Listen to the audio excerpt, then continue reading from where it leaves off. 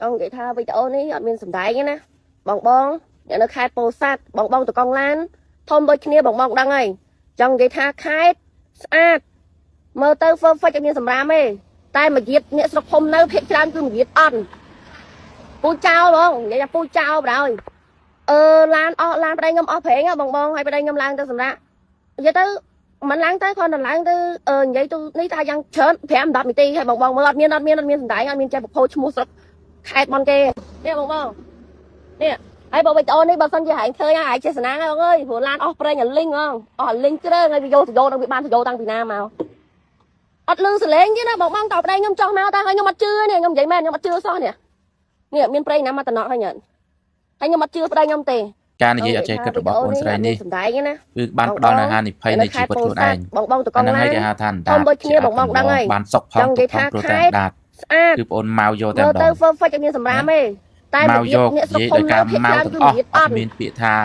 ពូចៅឬក៏អត់មានពាក្យថាចំនួនតូចឬក៏បុគ្គលឡានប្រដៃងំអត់ព្រេងទី2គឺថាបងអូនឌីលយាទมันล้างទៅគាត់ล้างទៅនិយាយទៅនេះថាយ៉ាងច្រើន5 10នាទីហើយបងអត់មានសម្ដែងអត់មានចិត្តផូឈ្មោះស្រុកខេតមកគេនេះបងអញ្ចឹងជាមេរៀនសម្រាប់ហើយបងអូននេះបើសិនជាហែងឃើញហើយចេះស្នាមុននឹងហានិយាយស្ដីអ្វីមួយគឺថាត្រូវតែគិតចារណាដល់តាំងពីណាមកហើយពេលខ្លះកំហុសអត់លឺសលេងទេបងបងតបដៃខ្ញុំចោះមកហើយខ្ញុំអត់ជឿដែលយើងត្រូវខាងនោះវាបែរទៅជាយើងមិនដាក់ឲ្យចំវាបែរទៅជាមកទាំងអស់ដែលអត់ចំទេ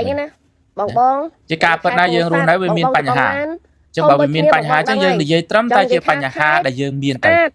កុំឲ្យរៀលដាល់ព្រោះថាឥឡូវយើងបាត់អីគេយើងបាត់សាំងយើងនិយាយសាំងយើងបាត់អគុយយើងនិយាយអគុយយើងបាត់កង់យើងនិយាយកង់និយាយពូចៅហើយហើយកុំឲ្យរៀលដាល់ទៅអីផ្សេងនិយាយតែចំណុចមួយទៅ